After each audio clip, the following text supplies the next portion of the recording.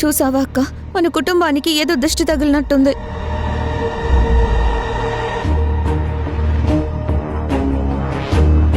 అక్కడ అమూల్య బతుకు అలా ఉండే, ఇక్కడ అత్తయ్య గారికేమో ఇలా జరిగింది.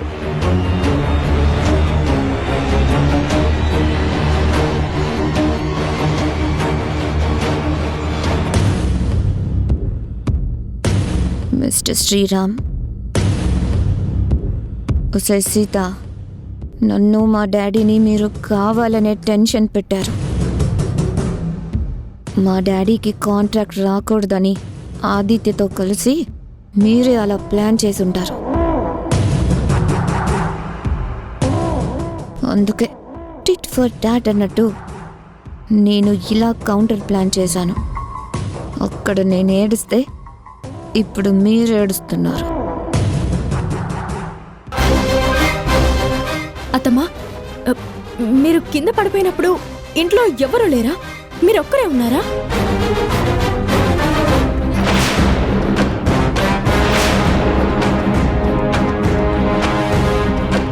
లేదమ్మా, అప్పుడు ఇంట్లో ఎవరూ లేరు. అందరూ బయటికి వెళ్ళినట్టున్నారు. నేనొక్కదాన్నే ఉన్నాను.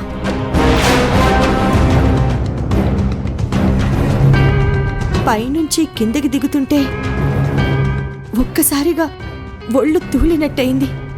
కింద పడిపోయాను, అంతే.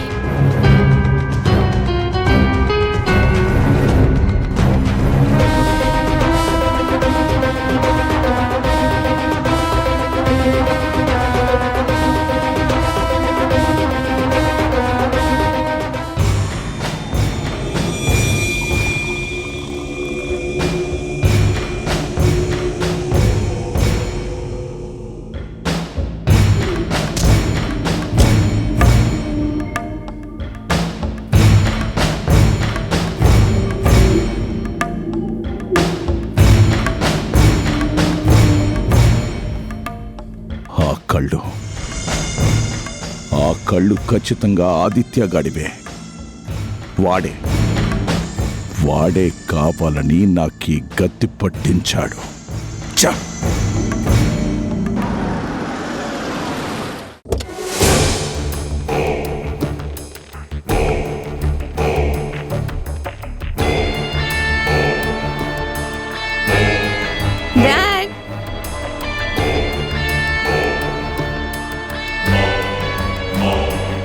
Dad, I'm so excited. Baby, ఇక్కడ నేను కాలు విరిగి అల్లాడిపోతుంటే నీకు ఎక్సైటెడ్గా ఉందా? Oh, come on, Dad. నేను ఎక్సైటెడ్ అన్నది ఇక్కడ నువ్వు ఇలా ఉన్నందుకు కాదు. అక్కడ మా అత్తగారు కూడా సేమ్ టు సేమ్ కాలికి కట్టుతో అల్లాడిపోతున్నందుకు. బేబీ, ఏంటి నువ్వు అనేది? ఎస్ డాడ్, నేను నీ కూతుర్ని దెబ్బకి దెబ్బ తీసే వచ్చాను.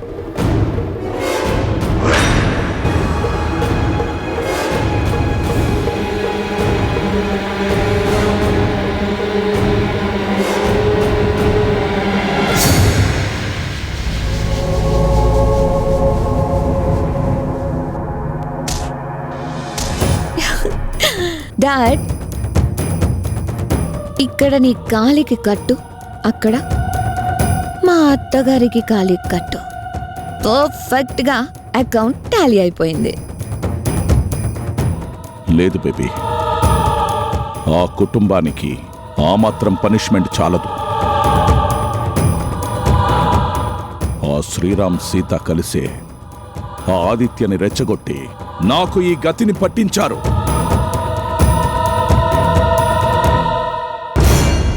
ఎలాగైనా నాకు కాంట్రాక్ట్ దక్కకుండా అడ్డుకోవాలని ఎంత కుట్ర చేశారు వాళ్ళు.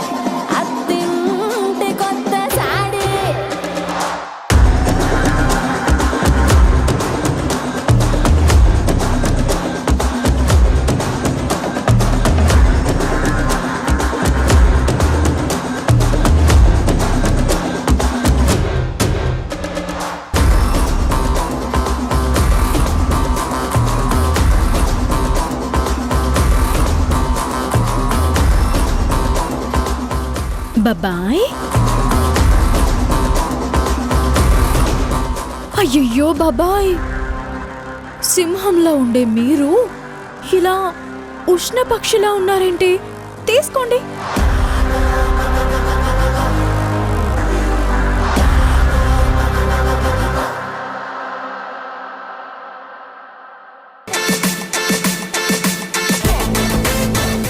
బాబాయ్, అందుకే పెద్దవాళ్ళంటారు టైం బ్యాడ్ అయినప్పుడు తాడు కూడా పామై కరుస్తుంది అని. జరిగిన దాన్ని బట్టి చూస్తే ఇప్పుడు మీ టైము బ్యాడ్ అని అనిపిస్తుంది. పాపం, ఏదేమైనా కొంచెం జాగ్రత్తగా ఉండండి. సీత, మా డాడీకి ఇలా జరిగిందని మన ఇంట్లో ఎవ్వరికి చెప్పలేదు. నీకెలా తెలిసింది? అయ్యో అయ్యో అయ్యయ్యో పిచ్చి శశి, హస్మదీయులు తస్మదీయులు అనే మాట నీకు తెలీదు. మీ డాడీ అంటే నా బాబాయ్. అంటే ఎవరు? మన ఇంటికి వియంకుల వారు కదూ. ది గ్రేట్ డిపి గారంటే ఎంత మంచివారు, ఎంత మంచి మనసున్నవారు, ఎంత గొప్పవారు, ఎంత పేరు ప్రఖ్యాతులు గడించినవారు.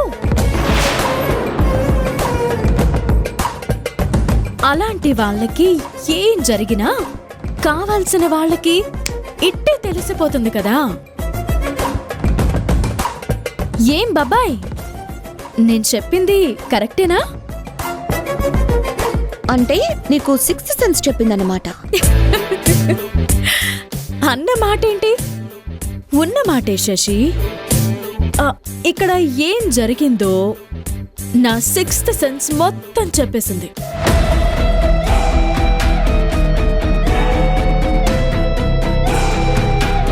చూడు బాబాయ్,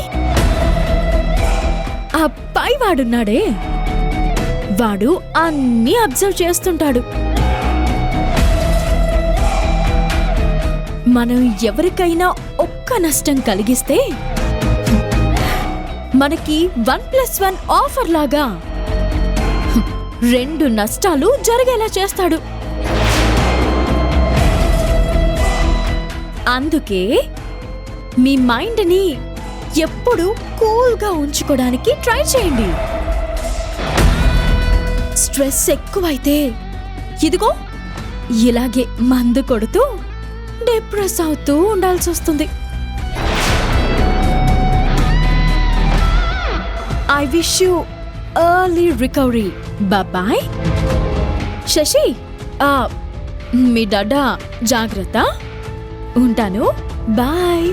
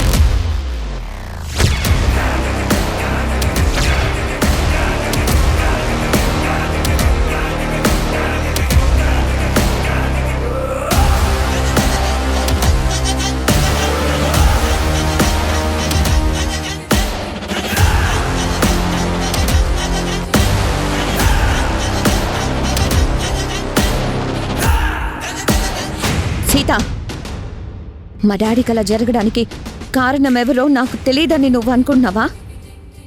శశి, ఏమంటున్నా? మీ డాడీకి అలా జరగడానికి కారణం ఎవరో నీకు తెలుసా? మరి పోలీసులకి కంప్లైంట్ చేయకుండా ఇప్పటిదాకా ఎందుకు ఆగావు? సీత, తెలివిగా మాట్లాడుతున్నానని అనుకోకు. మా డాడీకి ఆ కాంట్రాక్ట్ దక్కకూడదు, తను ఆఫీస్కి రాకూడదు అని మధ్యదారిలో ఆపాలని నువ్వే ఆదిత్యతో కలిసి అలా ప్లాన్ చేసావు కదూ. ఇప్పటికైనా నిజం చెప్పు. అయ్యో శశి, ఏమంటున్నావు? నేనేదో మీ డాడీని పలకరిద్దామని వస్తే నువ్వు నా మీదే అంత పెద్ద నింద వేస్తున్నావేంటి? సీత, సీత,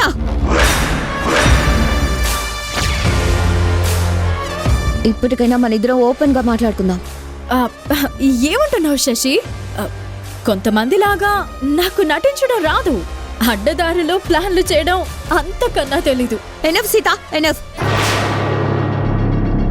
ఎవరు ఎలాంటి వారో, ఎవరి మనసులో ఏముందో నాకు బాగా తెలుసు. అబ్బో, అంటే అందరి మనసుల్లో దూరిపోవడం నీకు తెలుసన్నమాట. అయితే మీ డాడీ మనసులో కూడా దూరిపోయి తనకి ఆ గతి పట్టించిన వాళ్ళెవరో నువ్వే తెలుసుకో. తెలుసుకున్నాను కాబట్టే నిన్ను నిలదీస్తున్నాను. చెప్పు, కావాలనే మా డాడీ కాలుని ఎందుకు విరగొట్టించావు అని నిలదీయడానికి నీ దగ్గర ఏదైనా సాక్ష్యం ఉందా? అన్నిటికీ సాక్ష్యాలు అవసరం లేదు. సర్కమ్స్టెన్షియల్ ఎవిడెన్సెస్ ని బట్టి క్రైమ్ ఎలా జరిగిందో ఈజీగా చెప్పొచ్చు. నువ్వే కావాలని మా డాడీకి ఇలాంటి గతి పట్టించావు. చెప్పు, ఇప్పటికైనా నిజాన్ని ఒప్పుకో. శశి, ఎప్పుడు చెప్పు? మన ఇంట్లో అత్తమ్మని నువ్వే మెట్ల మీద నుంచి కావాలని కిందకి తోసేసావు కదూ.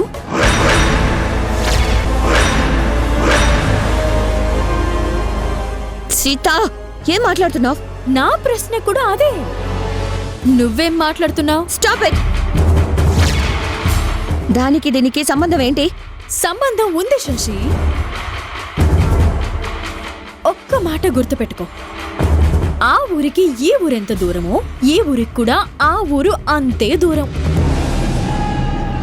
ఆధారం లేకుండా నిన్ను బ్లేమ్ చేస్తే నీకెలా ఉంటుందో, ఎలాంటి ఆధారం లేకుండా నువ్వు నన్ను బ్లేమ్ చేస్తే నాకు కూడా అలాగే మండుతుంది. Mind it.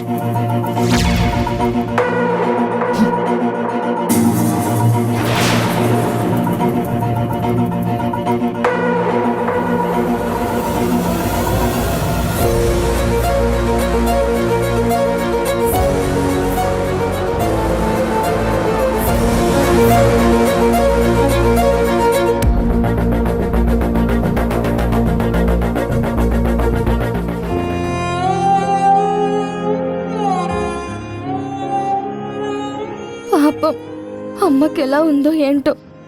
ఒక్కసారి వెళ్ళి చూసొస్తాను అంటే అత్తయ్య కసిరింది. చందు కూడా నా బాధను అర్థం చేసుకోకుండా వెళ్ళడానికి వీల్లేదు అన్నాడు. కనీసం అమ్మతో ఫోన్లో మాట్లాడాలి అనుకున్నా ఆ అవకాశమే లేకుండా ఉంది.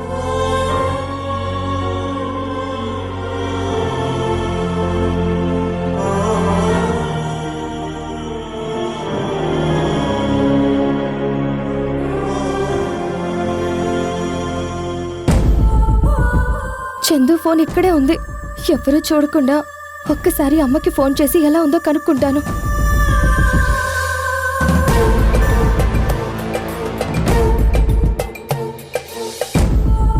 ఇంట్లో వాళ్ళు చూసేలోపు గబగబా మాట్లాడేయాలి.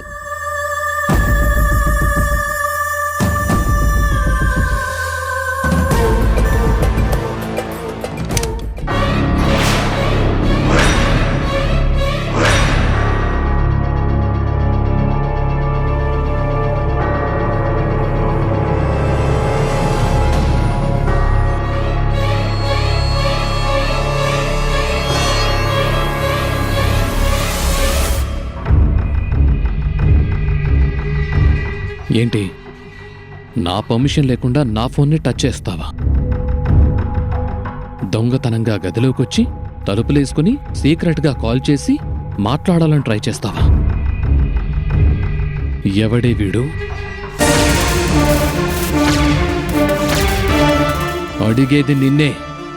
ఎవడే నీ రహస్య ప్రియుడు? చందు, అసహ్యంగా మాట్లాడుకో. షడప్! ఎన్నాళ్ళ నుంచి నడిపిస్తున్నావే ఈ చాటుమాటు వ్యవహారాన్ని? ఛే, అంత మాట అనడానికి నీకు నోరెలా వచ్చింది? మా అమ్మ మెట్ల మీద నుంచి కింద పడిపోయింది కదా, ఎలా ఉందో కనుక్కోవాలని. దొంగచాటుగా నా ఫోన్ తీసావు. అయినా మెట్ల మీద నుంచి కింద పడ్డాక ఎలా ఉంటుంది? కాళ్ళు చేతులు విరుగుంటాయి. అయితే గీతే తల కూడా పగులుండొచ్చు. రక్తం కూడా చాలా పోయి కోమా స్థితిలోకి చేరుకోవచ్చు. నీ వాళ్లంతా గుండెలు బాదుకుంటూ అయ్యో రాణి, అయ్యో రాణి, అయ్యో రాణి అంటూ కోరస్గా శోకాలు పెడుతూ ఉండొచ్చు. అలాంటి టైంలో నువ్వు వాళ్ళకి ఫోన్ చేసి ఎలా ఉంది, హౌ ఇస్ షీ, కైసా హే అంటూ పరామర్శిస్తే వాళ్లకున్న బాధ డబుల్ అయిపోదు?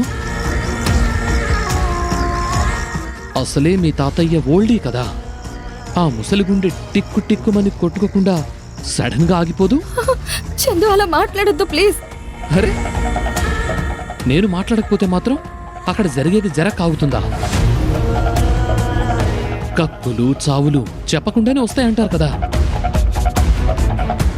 అవును, సినిమాల్లో చూపించినట్టు మనం ఫస్ట్ నైట్ మాత్రమే కలిసాం కదా, మరి నీకు కక్కుళ్ళలాంటివి ఏమన్నా స్టార్ట్ అవుతున్నాయా? ఛే, నువ్వు మనిషివి కాదు. తెలుసు కదా, నేను మృగాన్ని, మానవ మృగాన్ని. అడవి జంతువుని రెచ్చగొడితే నీకే ప్రమాదం.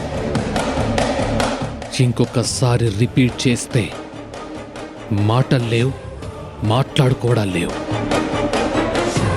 Only action. నా యాక్షన్ ఏ రేంజ్లో ఉంటుందో నీకు తెలుసు కదా స్వీటీ. ఓ, ఈసారికి ఎక్స్క్యూజ్ చేశాను గాని పోయి స్నానానికి వేడినీళ్ళు పెట్టు. సోలోగా జలకాలాడాలనుంది నాకు.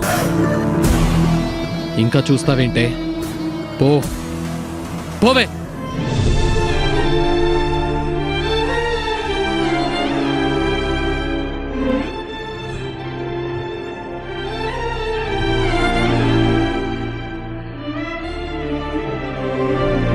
నా కళ్ళు చెబుతున్నాయి నిన్ను ప్రేమించానని, నా పెదవులు చెబుతున్నాయి నిన్ను ప్రేమించానని, కన్నులు చూడని పెదవులు పలకని హృదయం చెబుతోంది నువ్వు ప్రేమించావని, నన్నే ప్రేమించావని.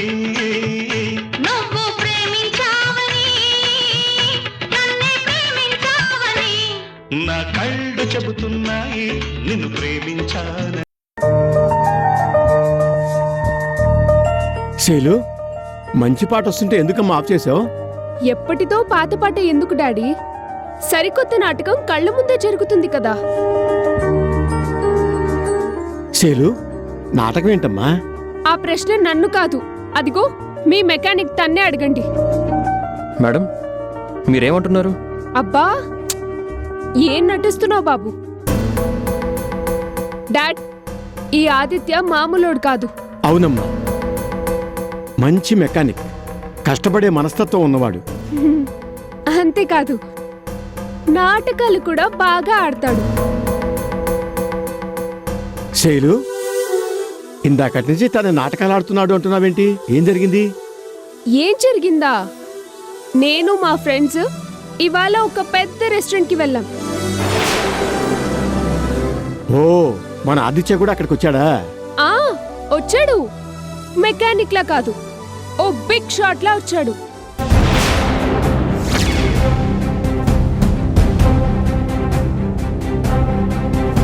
నన్ను తిట్టండి, కావాలంటే కొట్టండి, అంతేగాని మా అమ్మని చూడ్డానికి వెళ్ళొద్దని మాత్రం అనకండి. నీకు దండం పెడతాను. అలాగే పంపిస్తానులే. అంటే అంటే నన్ను వెళ్ళమంటావా? తప్పకుండా వెళ్దు, కానీ ఇప్పుడు కాదు. మీ అమ్మ చచ్చిందని కబురు వస్తుంది కదా అప్పుడు